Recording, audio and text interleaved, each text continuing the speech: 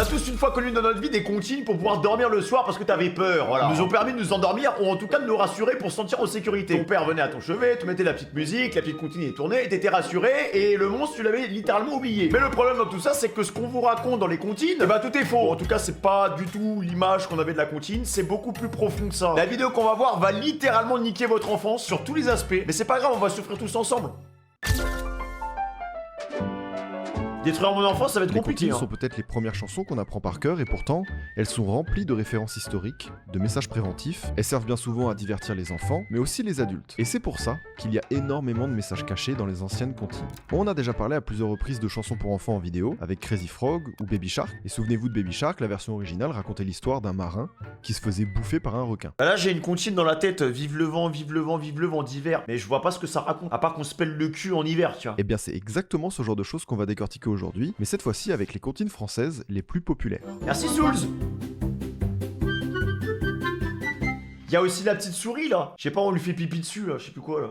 On la trempe dans le pipi, c'est la souris verte là, c'est pas un truc comme ça là. Je sais plus c'est quoi. Trempez-la dans l'huile, trempez-la dans l'eau, ça fera un escargot tout chaud là, c'est un truc comme ça non? Est-ce que vous êtes prêts maintenant à détruire votre enfance avec moi? On commence tout de suite avec l'une des plus connues. Vous avez vu comment il a dit ça? Est-ce que vous êtes prêts à détruire votre enfance tous ensemble les gars? Parce que... Est-ce que vous êtes prêts maintenant à détruire votre enfance avec moi? On commence tout de suite avec l'une des plus connues. À la pêche au moule, je ne veux plus y aller, maman. Alors pour l'instant j'ai juste l'impression de pas avoir eu d'enfance parce que ça me dit rien. Cette comptine daterait des années 1800 et semble raconter une histoire simple et joyeuse où l'on part pêcher des moules au bord de la mer. Mais en réalité, son message est beaucoup plus sombre qu'il n'y paraît. Dans la version qu'on connaît tous, on entend ça. Les gens de la ville m'ont pris mon panier, maman. Mais dans les Bah c'est fait raqueter en fait là. versions plus anciennes, il ne s'agit pas des gens de la ville, mais des garçons de ma reine. Les garçons de ma reine me prendraient mon panier, maman. Les garçons de ma reine me prendraient mon panier. Ce qui va changer complètement le sens des paroles.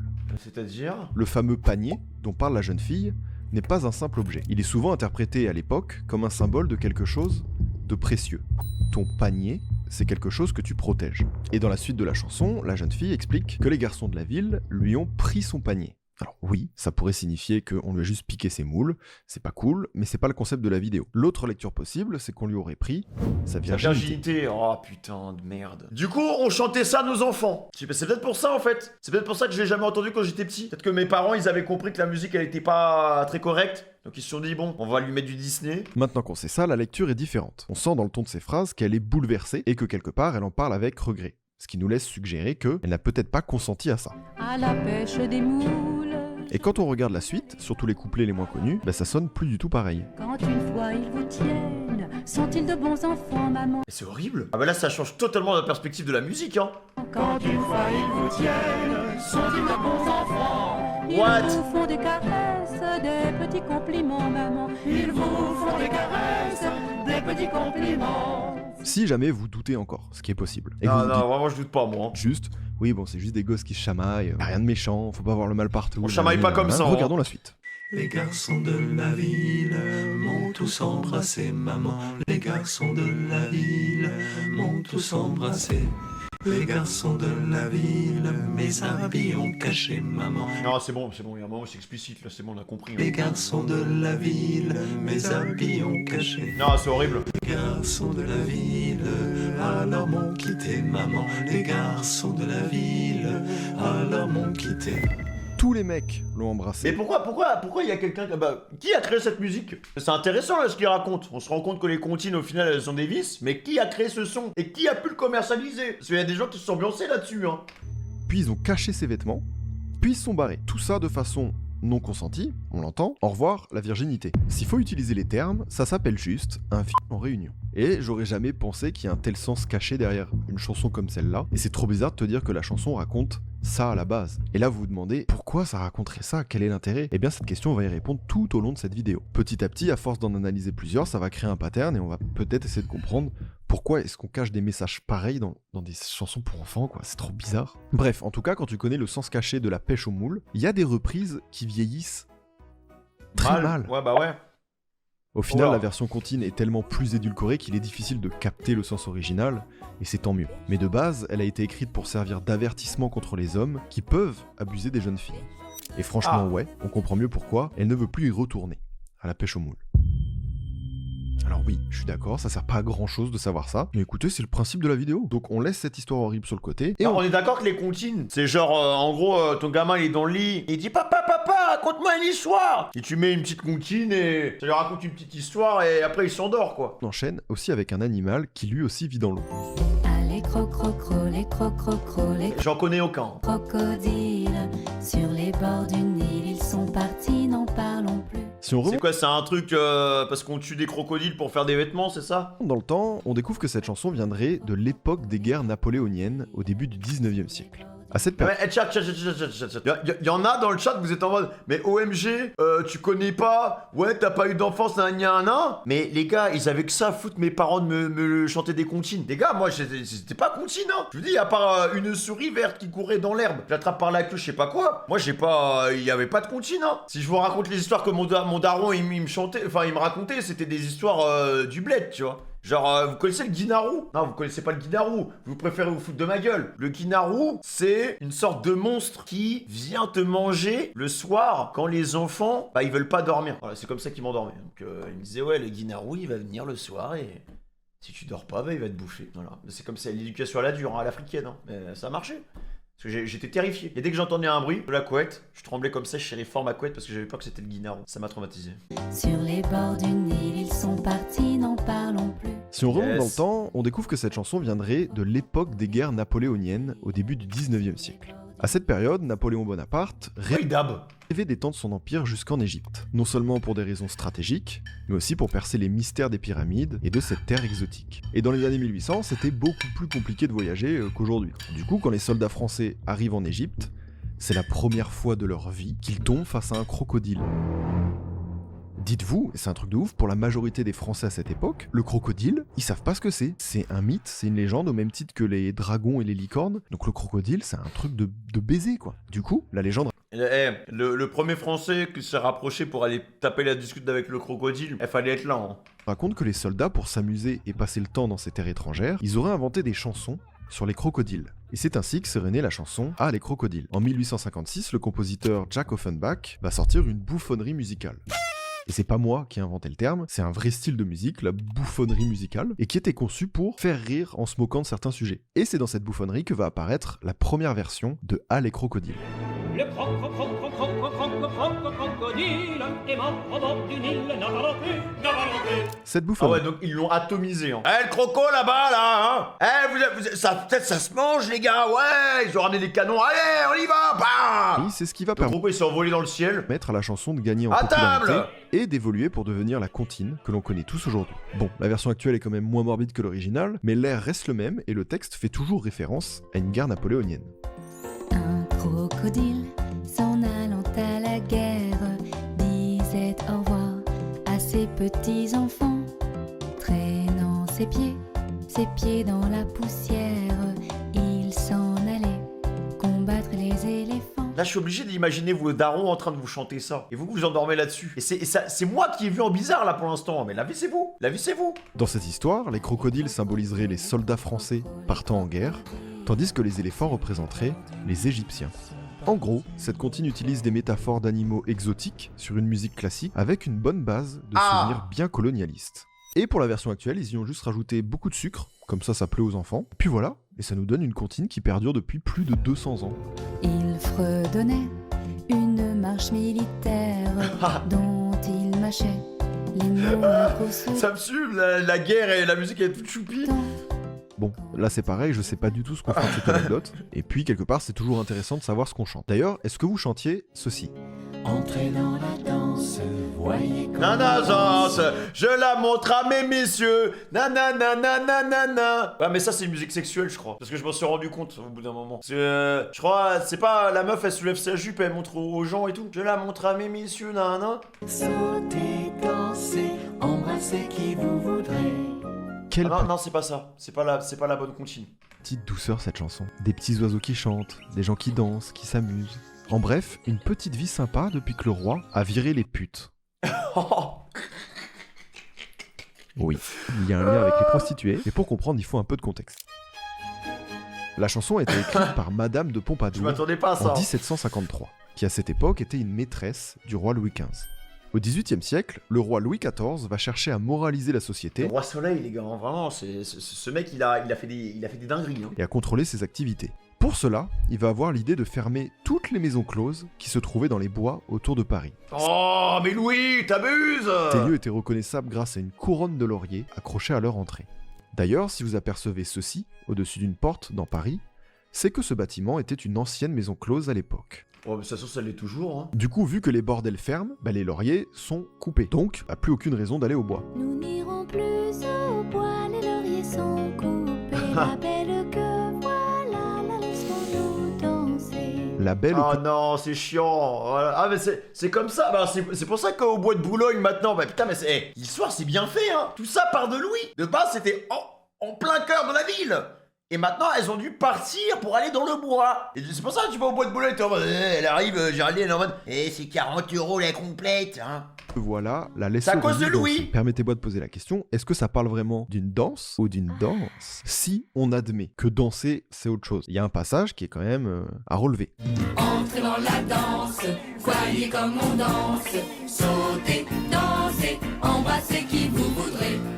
Ça, c'est une dinguerie quand même. Hein. Sauter, danser, embrasser qui vous voudrez. Mais on fait ça en 2026, on finit dans la même cellule que P. Diddy, frère. Donc, Et oui, messieurs, dames, nous parlons bien d'une orgie, ou en tout cas d'une forme de libertinage assumée. Par contre, le délire de embrasser qui vous voudrez, machin, nanan, je trouve, mais alors là c'est très personnel, que c'est une super manière d'apprendre le consentement aux enfants. Cette direction-là pour le morceau et tout, c'est vraiment cool de ouf. C'est dingue. Et je vous jure que c'est même encore plus précis que ça, parce que la chanson a une chute. On a une chute à cette histoire. Cigale, ma cigale, au printemps va chanter, car les lauriers du bois sont déjà repoussés. Car les lauriers les lauriers. Ça signifie quoi exactement, les lauriers? du bois sont déjà repoussés. Ouais. Ça signifie juste qu'au final, les maisons closes existent encore, et ce malgré l'interdiction du roi, parce qu'on n'empêche pas les gens de danser. Mais quel bel happy ending. Donc, avec cette chute, on comprend... Mais pourquoi, qu'est-ce que les enfants viennent faire là-dedans? Comment ça devient une comptine, en fait? Comme à quel moment on se dit, bon, la musique, elle parle de femmes de joie, allez, on raconte ça à nos gosses, ça va être bien, ça va bien les éduquer. Hein. Mais papa,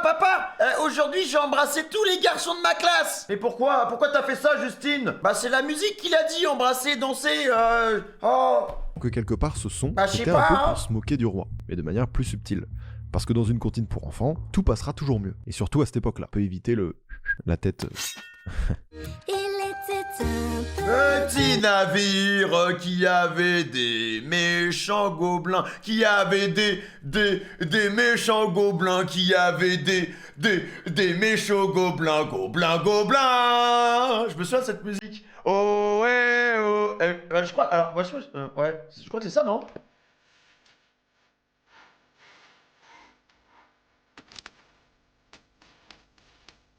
Alors pour le coup, il n'y a pas vraiment de sens caché dans cette comptine. Tout est plutôt bien expliqué. En fait, c'est peut-être ça le pire. Si on y prête un peu attention, l'histoire commence avec un marin qui s'apprête à entamer un long voyage sur la mer Méditerranée. Il embarque avec son équipage, tout va pour le mieux, jusqu'à la 6e semaine où il commence à manquer de nourriture. Pour remédier à ce problème, on s'imagine qu'ils vont pêcher, ou bien s'arrêter sur une île. Eh ben non, ils préfèrent tirer à la courte paille pour savoir qui va être mangé. What? Ah oui, d'accord. C'est juste une chanson qui parle à la base de cannibalisme. Et ça, tu vois, j'avais jamais trop fait attention à ça.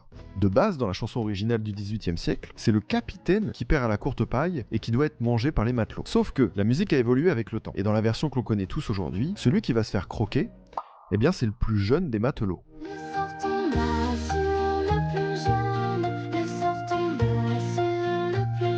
Mais c'est super creepy en fait. Pourquoi mettre des instrus comme ça alors que c'est une histoire horrible?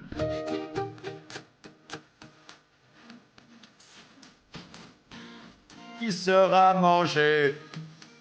Alors déjà que c'est pas ouf de manger des gens, on a quand même transformé la chanson pour que ce soit le plus jeune finalement qui se fasse manger, et ce dans le but de pouvoir la chanter aux enfants. Dans la première version, le capitaine se sacrifie. Autrement dit, c'est carrément le héros de l'histoire. C'est lui qui est là, qui dit « Ok, mangez-moi, je me sacrifie, vous allez survivre grâce à moi, etc. » Le mec, c'est le héros, tu vois, il y a un truc un peu stylé, même si bon, on parle de cannibalisme, mais tu vois ce que je veux dire. Mais dans la version qu'on connaît tous, eh bien c'est le gamin qui a rien demandé à personne, qui finit en steak. Et de toute la chanson, qui est beaucoup plus longue que ce qu'on connaît, c'est que ce passage-là qu'on choisit de chanter à des enfants. En plus, faut savoir que la version qu'on apprend à l'école, c'est même pas la version complète en fait. Elle a probablement été réduite pour qu'elle soit plus facile à mémoriser pour les enfants, etc. Mais sachez une chose, c'est Papa, aujourd'hui j'ai bouffé le bras de Marcus à l'école. Alors, que dans la version comment créer des futurs cannibales? longue, un miracle se produit en fait. Au même instant, dans le navire, au même instant, dans Ah, ça l'a le sauvé. navire, des poissons sautèrent par milliers. Alors que l'autre, ils étaient prêts à le faire rôtir, à le faire tourner à la broche. Poissons sautèrent par milliers. Oh, eh. Oh la luck. Il y a des milliers de poissons qui sautent hors de l'eau et qui se retrouvent dans le bateau, et le jeune matelot, il finit donc par ne pas être mangé. Alors juste pourquoi avoir gardé que le moment où on dit qu'on va le manger? Je sais pas, je trouve ça Ah trop oui, bizarre. non, c'est vrai, c'est Qui vrai. est le DA de ça? Le choix de prendre ce bout-là, ça a juste mis en avant le cannibalisme. Alors qu'il y avait toute la matière pour faire une chanson cool avec une vraie morale un peu mieux que manger des gens. Voilà. Et c'est pour ça qu'on est une société de psychopathes, et c'est en partie à cause de ça. On enchaîne pour la pro... C'est vrai qu'au final, tu commences dans ta vie et à l'école, on t'apprend des musiques comme ça. Comment tu veux que tout se passe bien après? Là, résumé des musiques. Une musique de V-Word, une musique sur les cannibales et une musique sur la guerre. Voilà. Donc pour l'instant, il n'y a aucune thématique qui est normale. Hein. Prochaine comptine, on va essayer quand même de partir sur un truc un petit peu plus joyeux. Évidemment pas. Jean Petit qui danse. Ouais, mais quand t'es gosse, tu comprends pas. J'espère que c'est pas un argument parce que sinon, je vais me téléporter à RFA, ça va mal se passer pour toi. Je vais arriver chez toi là. Je vais arriver chez... C'est une dinguerie de dire ça. Ah non, mais les petits, vu qu'ils sont cons et qu'ils ont rien là-dedans, eh ben on peut. Allez, on va faire des musiques sur la Seconde Guerre mondiale, c'est ça? Voilà, et après on va dire n'importe quoi. Bah non, mais c'est. Un petit peu plus Il y joyeux. a 150 milliards de thématiques qui sont positives. Pourquoi leur apprendre des trucs comme ça? Évidemment pas. Jean Petit qui danse, Jean Petit qui danse, de son bras il danse, de son bras il danse. Ok. C'est peut-être ma comptine préférée, celle-là. Il te suffit de l'entendre une seule fois pour l'avoir en tête toute ta vie. Pourtant, quand on découvre le Connais sens pas. caché qu'il y a derrière, on préférerait ne jamais l'avoir entendu. Son histoire commence dans les années 1600. Jean Petit, alors chirurgien barbier, Ok. le barbier chirurgien était à la fois barbier et chirurgien. D'accord. Je sais bien. Opération de l'appendice, into. Voilà, je te refais ta finition. C'est la meilleure définition. Jean Petit n'est pas que barbier chirurgien. Il est aussi un des 2 chefs de file de la Révolution des Croquants. En gros, la Révolution des Croquants, c'était une révolte populaire du Sud-Ouest contre la politique royaliste de l'époque. À cette période, il fallait pas trop s'opposer au gouvernement et encore moins se faire capturer par la garde royale. Et malheureusement, pour notre Jean Petit, c'est ce qui va se produire. Il va donc être condamné à être roué en public à Villefranche-sur-Rouergue, juste ici, si jamais vous êtes de la ville, salut. Et Ok. concrètement, ça consiste à se faire briser chaque membre du corps et de rester attaché à une roue jusqu'à ce qu'il trouve la mort. D'accord. Alors on est vraiment très bon pour inventer des tortures. Hein. C'est une dinguerie. On aimait ça. À l'époque, les gens ils hurlaient dans les rues. Ils étaient en mode, ah c'est bien, c'est bien. C'était le TikTok de l'époque. Tu sais, c'était. S'ils auraient pu avoir des téléphones, ils auraient tout filmé. Il Hein. fallait réfléchir à 2 fois avant C'était le de divertissement. révolutionner. Maintenant qu'on connaît la vraie histoire de Jean Petit, celui qui a existé, quand on retourne dans les paroles de la comptine, on comprend des choses. De son pied, pied, pied, de sa jambe, jambe, jambe, de son doigt, doigt, doigt, de sa main, main, main. Là, je suis obligé d'imaginer Jean Petit en fait sur la roue qui est comme ça, là, voilà, hein, en train de tourner. Dans la chanson, on cite chaque membre de Jean Petit qui serait en train de danser. Pareil, là, danser, c'est encore un autre sens, quoi. En fait, ils sont juste en train d'être cassés et brisés en 1000 morceaux. Voilà, jusqu'au doigt. Parce que oui, quand je dis chaque membre, tout y passe. Le doigt, la tête, les jambes, Mais ils avaient du temps à perdre hein, quand même, hein, les épaules, le dos, tout. pour faire Et souffrir des l'histoire gens. du vrai Jean Petit explique tout ça. Le roi, à cette époque, pour dissuader les paysans de se révolter à nouveau, a fait confisquer tous les biens de Jean Petit jusqu'à raser sa maison. Et il a eu la merveilleuse idée d'exposer tous les membres du corps de Jean Petit un petit peu partout dans la ville. Et D'accord, super. j'invente même pas. C'était un peu cru à l'époque. En tout cas, sachez pour l'anecdote qu'à Villefranche-sur-Rouergue, maintenant, il y a la place Jean Petit, à l'endroit où le roi a rasé sa maison. C'est devenu la place et... Bon voilà. Je crois que le pire dans tout ça, c'est que quand tu le sais pas, tu te dis « Putain, mais il y a une chorégraphie à la chanson. » Et effectivement, il y a une chorégraphie. De sa jambe, pied, pied, C'est pas bien pour Jean Petit. Eh, rigolez pas. C'est pas drôle, hein. Respectez Jean Petit. C'est, je pense, le premier son français TikTokable. Et tout ça, vous l'aurez compris dès le début, on l'apprend aux enfants. Sauf que c'est vrai qu'en grandissant, on revient pas sur les comptines. En fait, c'est nos playlists que quand on est jeune, et on revient plus du tout dessus. Donc du coup, quand t'apprends ça, t'as l'impression que... Wesh, pourquoi on m'a pas dit? C'est un truc de fou. Et du coup, on est là pour ça. On revient sur nos vieilles playlists. En tout cas, force à Jean Petit. Allez, on arrête avec les histoires de torture, et on passe à la suivante. Et là, quand j'étais petit, allez, vers, je dirais, ouais, 11-12 ans, j'avais fait dans le sud un musée qui s'appelait, j'étais allé avec mon père, le musée de la torture. Je sais pas s'il y a des gens dans le chat, peut-être ça a changé, c'était il y a 20 ans. Hein. Musée de la torture. Et les gars, j'ai jamais vu des outils comme ça. Hein. Oh là là là là là. À Carcassonne, ouais, c'était à Carcassonne, exactement. C'est ça la vie. Je retrouvais pas, mais c'est ça. Et c'était hyper intéressant. Hyper intéressant, mais les mecs étaient inventifs. Et tu te dis pourquoi aller aussi loin pour briser des gens? Genre, c'est. Il y avait un truc qui m'avait marqué. C'était un sarcophage. Et dans le sarcophage, t'avais que des pics. Que des pics. Voilà, donc tu mettais le mec, tu fermais, tu ressortais. Le mec, c'était un croque-monsieur. Voilà, c'était un croque-monsieur. Alouette, gentille alouette, alouette. Je te tuerai. Bon, j'ai menti. Alors, avec du recul, je me dis, Alouette, à mon avis, c'est. On arrache un poulet, quoi, en fait. Pour la torture. Et c'est pas de ma faute si c'est un thème récurrent pour les comptines pour enfants. Et j'ai pas choisi, en fait. Et vous allez voir que celle-ci, elle est beaucoup plus courte et beaucoup plus efficace. Pour faire rapide, cette chanson franco-canadienne est très populaire dans le monde. Elle a même inspiré Elvis sur une musique du film Blue Hawaii. Cette comptine évoque une toute petite gentille alouette à qui on lui arrache chacune de ses plumes au fur et à mesure qu'on avance dans les paroles. Je te plumerai la tête, je te plumerai la tête, et la tête, alouette, alouette. Et on lui fait ça alors qu'on dit qu'elle est gentille, l'alouette. Pourquoi on lui fait ça alors? Est-ce que ça veut dire que c'est un sort qui est réservé aux oiseaux gentils? Ça paraît con comme question, mais je suis désolé de la poser en fait. Et surtout, si vous voulez une réponse à ça, ben y en a pas. C'est gratos. Et le dos, Ça se trouve, c'est un psychopathe qui chante cette musique, hein. Un futur tueur en série, hein. et le cou, et le bec, et la tête. C'est juste de la cruauté animale, avec pour seule raison que l'animal en question est gentil. Arrêtez. En plus, juste si je puis me permettre vis-à-vis du texte, plumer les ailes, ok. Plumer la tête, ok. Plumer les pattes, ok. Plumer la queue, ça me va. Plumer le bec, On est plus dans le thème, là. y a pas de plume sur un bec. Je dénonce, hein. Sinon, pour un peu plus de sérieux, si jamais ça vous intéresse, cette comptine aurait des origines liées à la cuisine, bien évidemment. À l'époque, l'alouette était un plat très répandu, et cette chanson serait née très certainement pendant le déplumage des alouettes avant de les cuisiner. Juste l'histoire de rendre le truc un petit peu plus sympa, quoi. Ah oui, ok.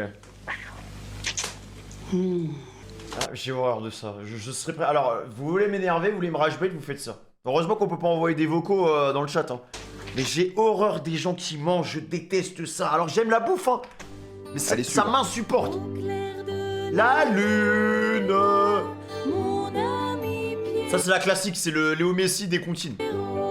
Ah c'est Tony. C'est sûrement l'une des comptines les plus connues, mais Ah ça ouais. n'en est pas moins intéressant, bien que le sens caché de celle-ci soit un peu plus connu que les autres. Pour ceux qui ne le savent pas, je m'en occupe. Prête-moi ta plume Pour écrire un mot. Ma chandelle est morte, je n'ai plus de feu. Ah donc on a plus de lumière quoi. Évidemment qu'au sens littéral, l'histoire est un peu nulle. C'est un mec voilà, qui toque chez un autre mec en pleine nuit, qui lui dit « S'il te plaît frérot, t'as pas un truc pour écrire Au fait, j'ai plus de feu pour ma chandelle. » Bref, ça me raconte rien, c'est chiant. Alors, il existe plusieurs théories sur le véritable sens de cette chanson, et on a quelques indices sur son sens originel. Déjà, dites-vous bien qu'on a affaire à deux hommes qui parlent d'un petit problème masculin, quand ils disent « Ma chandelle est morte ». Oui, et je pense qu'on voit tous ce qu'il veut dire par « Je n'ai plus de feu, ma chandelle est morte ». Ah je suis pas d'accord. Mais non. Mais c'est, je sais pas. Regarde, réflexe tout con. Là, si maintenant tout de suite, on a une panne d'électricité, premier réflexe c'est quoi? On sort dehors pour voir si le voisin il a une panne d'électricité. Voilà, c'est la même chose. Sa chandelle elle est morte. Il va voir son voisin en mode hé Pierrot, ta chandelle elle marche encore? Ah oui, j'ai une chandelle, si tu veux, je. Bon, petit problème, petite panne. Ça arrive. Mais du coup quoi? Pourquoi tu vas voir ton pote Pierrot? Qu'est-ce qu'il va pouvoir faire pour toi avec ce souci-là? Je n'ai pas de plume, je suis dans mon lit. Va chez la voisine, je crois qu'elle y est. Ok. Car dans sa cuisine, on bat le briquet. En gros, Pierrot il lui dit « Je peux pas t'aider frérot, va chez la voisine parce que elle bat le briquet. » Battre le briquet, c'est une vieille expression française qui signifie faire l'amour. Va voir la voisine, là-bas, ça s'envoie. Alors déjà qu'il y a une vieille expression française dans la chanson qui signifie juste baiser, ça confirme qu'on parlait pas juste d'une chandelle ou que il était avec sa petite bougie là, mais surtout ça nous permet de creuser un petit peu plus loin dans la musique. Et ça va être de pire en pire. Au clair de la lune, J'ai un peu moins confiance en ma théorie du coup. l'aimable Lubin frappe chez la brune, elle répond soudain. Est-ce que vous savez ce que c'est qu'un lubin? On va rester dans les vieilles expressions et dans l'argot français de l'époque. Un lubin, c'était un moine, un peu hypocrite, qui peut profiter du fait d'être moine pour aller voir des voisines, quoi. Ah ok, d'accord. Vous m'avez compris. Cette chanson, qui est l'une peut-être des plus connues, tirerait potentiellement sur les religieux. Même si c'est très dur de dater cette comptine, etc., on parle quand même d'une époque où l'église et Les le clergé prêtres. étaient quasiment incritiquables. Du coup, ils étaient obligés de passer par des petites chansons un peu rigolotes, aux apparences innocentes, pour glisser des messages et se faire comprendre sans vraiment dire les termes, quoi. Au clair de la lune regorge de second sens. Allez la réécouter en sachant tout ça et vous allez voir, ça va vous faire Ça sourire. partageait les À bons la fin plans à d'Au clair de l'époque. la lune, la voisine finit par céder et lui ouvre la porte pour l'amour de Dieu. Et la porte s'est refermée et donc on a de quoi imaginer la suite. Ah ouais. Et en vrai, des trucs comme ça, il y en a des centaines, faut juste qu'on s'enlève l'idée naïve que les chansons pour enfants sont faites pour les enfants. Mon enfance m'a fait croire que des adultes faisaient des chansons spécialement faites pour nous faire kiffer. En fait, non, ils se faisaient kiffer eux, et après, ils faisaient kiffer nous. Pour rester dans le même Je thème, pense que même les adultes, ils captaient même pas le sens des paroles, genre. je vous en fais un tout petit, juste parce que le thème, quand même, il s'y prête. Il court, le furet du bois, mesdames. Il court, le furet du bois joli. Ça s'appelle une contrepétrie. Si vous savez pas ce que c'est quand vous inversez les lettres. Il court le furet, il fourre, et là vous me dites, pourquoi mesdames et pourquoi Dubois joli? Tout simplement car le principal concerné est finalement le cardinal Dubois, un homme d'église qui était très influent à l'époque et qui visiblement n'était pas le meilleur exemple à suivre. Voilà, c'est simple, clair et précis. C'est une petite critique, voilà, c'est un petit pic quoi. Et t'imagines le pic, comment il dure dans les siècles? Moi, je suis le cardinal Dubois, je pète le somme de ouf. Ça veut dire qu'il y a un héritage Le mec, ça fait 300 ans, il se fait clasher, frère. de plusieurs siècles, de génération en génération, on se fout de sa gueule. C'est fort, c'est la vanne qui a duré le plus longtemps possible. Bravo, respect. On est créatif, Ah, hein, putain. pour... Enfin, en tout cas, on est créatif pour faire chier quelqu'un et ne pas se faire choper. Les enfants, oui, c'est ça. Non, on est malin, et ça me plaît. La sauce sous terre à l'ancienne. Qui a perdu Et sans chat. qui crie par la fenêtre et qui le lui rendra. Cette comptine fait partie des plus anciennes de cette Moi, je trouve que celle-là, elle avait un rythme entraînant, je trouve. qu'on vient de citer, et donc par conséquent, elle est aussi l'une des plus complexes à comprendre. Les premiers airs dateraient de 1721. Elle a donc plus de 300 ans. La mère Michel, c'est un tube au sommet des crèches depuis plus de 3 siècles. Et on respecte ça. Mais en vrai, c'est assez dur de se dire qu'il y a un autre sens au fait que elle a perdu son chat et qu'elle essaye juste de le retrouver. Parce que qu'est-ce qu'il pourrait y avoir comme sens derrière tout ça? Et pourtant, si on commence à analyser le vocabulaire de l'époque et les personnages, tout devient assez ambigu, et là, j'ai besoin de votre aide. Parce que c'est ouvert à toutes les interprétations du monde. Par exemple, le mot chat, à l'époque, pouvait être utilisé pour faire référence aux parties intimes de la femme. Ça, en vrai, ça a pas trop bougé. Mais le mot chat C'est vrai que ça a pas trop bougé, ouais, c'est vrai que c'est un terme qui s'est gagné, qui s'est gardé au fil des siècles. pouvait également évoquer la virginité. Voilà, Donc, quand elle dit qu'elle a perdu son chat, peut-être qu'elle parle vraiment de son chat, l'animal, mais Lustucru, lui, il ne pense peut-être pas vraiment à la même chose. Alors, pourquoi? Et justement, Lustucru, c'est qui? Déjà, Lustucru, son nom vient de l'expression Lustucru. On dirait un mauvais jeu de mots, mais sachez qu'à l'époque, elle était utilisée pour tourner en dérision une question. Comme quand nous, on fait Ah ouais? Mais non. Eh ben, eux, c'était un peu Lustucru. Bref, c'était à l'époque, quoi. C'est leur gimmick à eux, quoi, de jeunes. Lustucru, c'est un personnage fictif du XVIIe siècle qui était médecin forgeron. Encore un D'accord. double Mais pourquoi il y a... Enfin, en fait, les gens là-bas, il y avait trop de travail. Il y avait tellement de travail que t'avais une double spé, frère. Ouais, les gens, ils sont là... 2026, ils galèrent à trouver du taf. Toute l'année, ils s'envoient des CV, rien.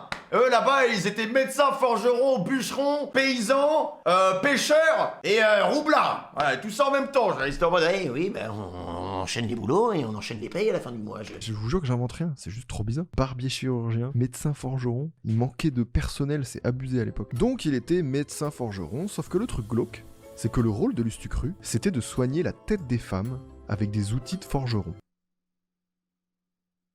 Il devait pas en soigner beaucoup des femmes, non? Mais je comprends pas, réponds plus, Jacqueline! En même temps, il lui a brisé le crâne avec sa masse et il lui a dit, mais Jacqueline, répondez-moi, ça va mieux vos mots de tête! Alors déjà, on comprend pas, et l'idée paraît débile, comment ça soigner la tête des femmes avec des outils? En Ah fait, ouais. c'est tellement bizarre que même à l'époque déjà, ils y croyaient pas à sa méthode. Ah, personne. Donc, Lustucru, oui.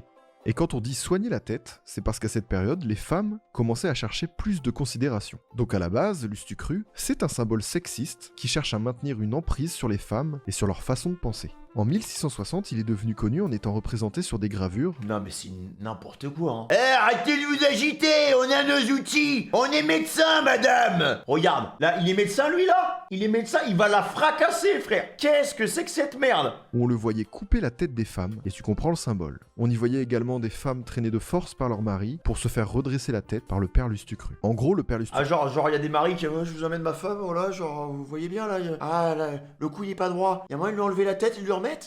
Oh oui, y a pas de souci, ah, mettez la tête de votre femme là. Ah bah elle répond plus, bah si vous voulez on peut la recoller, hein, elle répondait plus sa femme. Maintenant, Marguerite vous le savez, c'est un personnage issu de la misogynie de l'époque qui soignerait les terrible, femmes hein. qui sont désobéissantes ou infidèles. Les gars, la médecine d'époque ça devait être n'importe quoi, hein. Voilà, ce qu'il faisait. Avec des outils de forgeron, bien sûr. Mais il y a un twist, sachez que le personnage n'est pas resté longtemps comme ça, parce que la symbolique déjà est violente, déjà même pour l'époque. Résultat, en 1663, on a des news de Lustucru, et cette fois c'est au tour des dames de se rebeller contre cet affreux personnage. Les femmes vont venir récupérer leur tête qu'il avait coupée, et vont se rebeller tout simplement en lui dégommant la gueule à grands coups de marteau avec ses propres outils. Parce que cher, pour qui tu te prends Lustucru? Les années passent, cette symbolique se transforme encore à nouveau, et petit à petit, le père Lustucru n'a plus aucun rapport avec les femmes. Avec le temps qui s'écoule, les histoires qui se transforment, etc., Lustucru il devient un personnage qui gronde les enfants qui veulent pas aller au lit, genre le croque-mitaine. C'est le grand Lustucru qui gronde et bientôt rira, en ramassant à la ronde tous les petits gars qui ne dorment pas.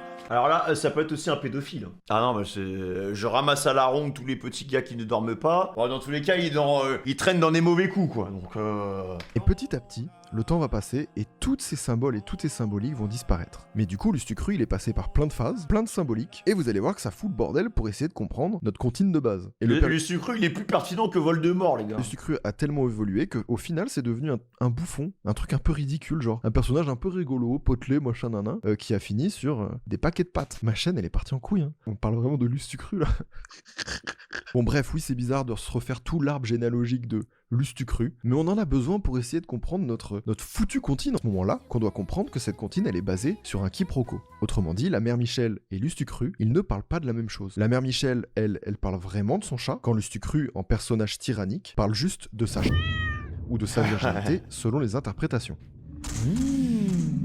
Oh, il est trop bizarre, hein. Ma question c'est, maintenant que vous avez le contexte sur les personnages, sur les phrases de l'époque, etc., qu'est-ce que vous comprenez? Parce qu'il y a des phrases qui marchent dans un sens avec une interprétation possible, mais d'autres qui marchent plus. Enfin, c'est un peu le bordel. Je vais tellement mettre du maître Gims à mon enfant, frérot. Ouais, vraiment, je vais lui mettre du Spider, du... Super dur à analyser la mère Michel. Du ciel. Genre la notion de récompense. C'est bon. Et j'espère en avoir une grâce à vous, en fait. Je sais qu'il y a des curieux qui voudront aussi C'est très chelou, ouais. comprendre et se dire, moi je le comprends comme ça. J'attends vos commentaires.